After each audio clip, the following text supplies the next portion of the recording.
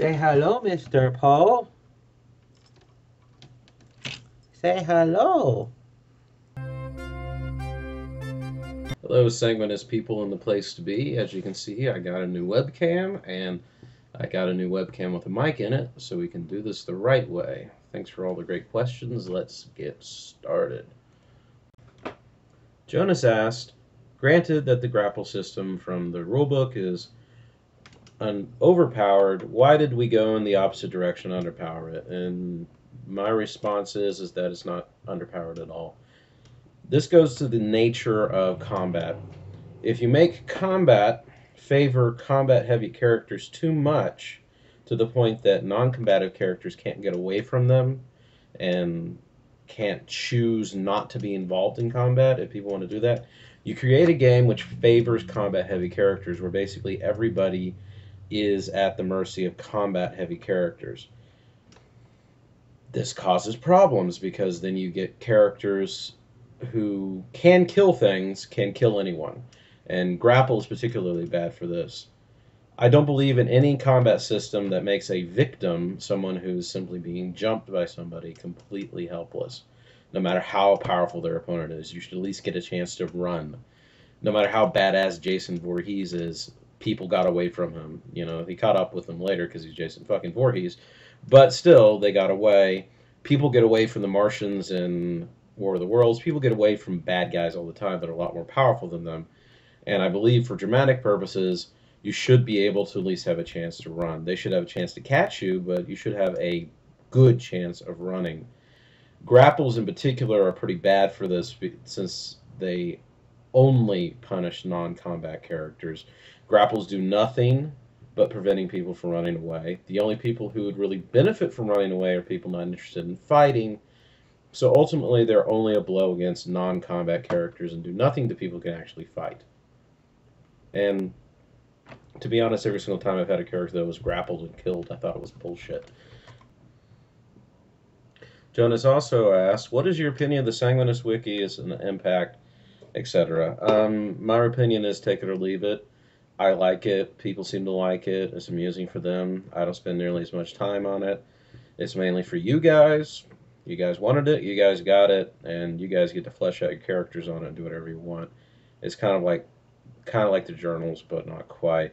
The only reason the STs really use it is to quickly get something up there without making its own web page and without me having to upload anything onto the server. People who like the wiki and use it, got nothing against them. People who don't have a wiki page at all, got nothing against them. Jonas also asked about the true Bruja. Like so many things in White Wolf, it was a good idea, but they should have left Temporis and all the stuff they added out. Screw Temporis and the rest. The idea of having some hidden section of the Bruja who prey upon the rest and who remember the sin of Triol was a good idea. Everything else should have been left. They should have been left a rumor and a Bruja campfire story. Two questions that were similar, so I'll answer them at the same time. Taper asked, what was the inspiration behind some of my favorite characters? And Memphis asked in particular, what was the inspiration behind Louis? This is a hard question to answer. It's kind of like asking an author where he gets his ideas from.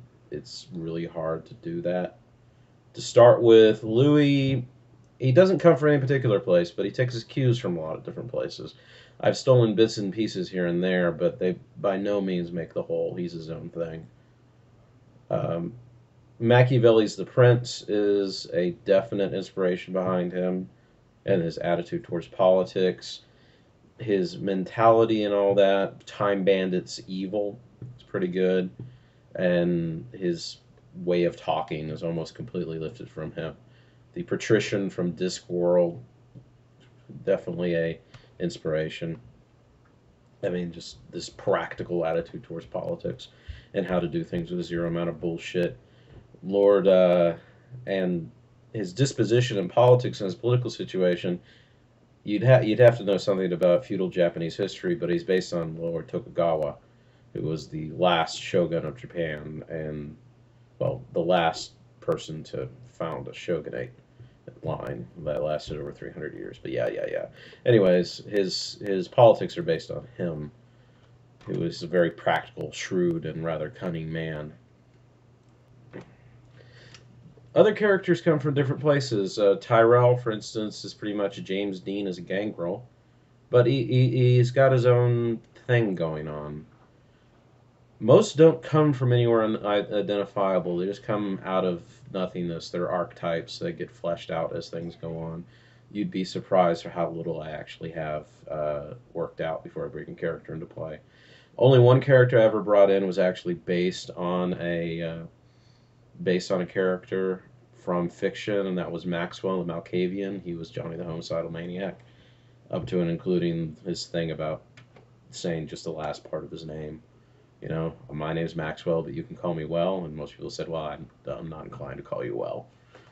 But that was kind of just an homage to him because Johnny's a great character, and everyone I know on the server loves Johnny the Homicidal Maniac.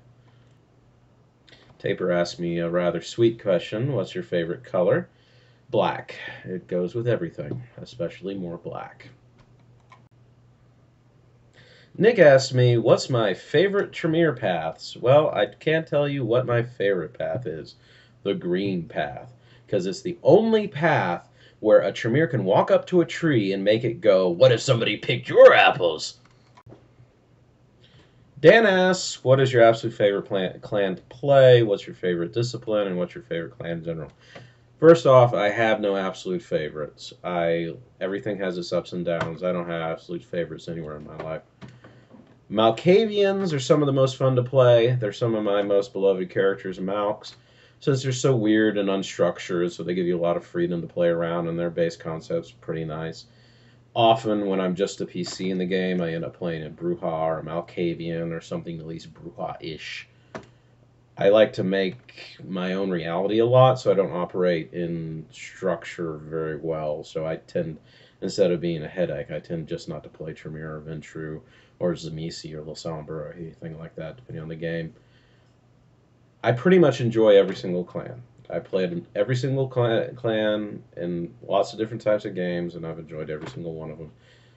As far as discipline goes, Auspex is the best discipline in the game. It's a giant Swiss Army knife of cool things and useful, and none of the powers are useless. Followed quickly by that is Dominates, just because that's a great get out of free card. Or get out of jail free card. Chi asked, if you were to write a novel about the campaign, what storyline or arc would you focus on, and from what perspective would you write it? In general, games don't make good novels. Anyone who's gone through fanfic realizes this, but as a thought experiment, I would say my favorite story arc of all time was the huge Sabbat siege. It had a lot of things going on in it, a lot of different threads that could be woven together. And in order to cover all those threads, I wouldn't write it from any particular perspective. I'd use a floating perspective between the Cam and the Sabbat and the Anarchs and all the different characters. Vern asked, which player moves have most surprised you the most over the years? Not was the most fuck up, but what impressed me the most? I am not going to answer this question too in depth because I don't want to play favorites, being the lead storyteller. But the most impressive thing overall in the game I've ever encountered was when everyone pulled together and worked as a group and really reacted well during the Sabbat siege. Once we prodded them, once we made it clear that, yes, this is a game you can lose, and no, we're not going to go and set up summer homes in the dregs now.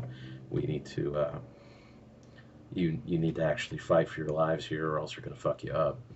But once we made that clear, you guys were great. You guys were top of your game.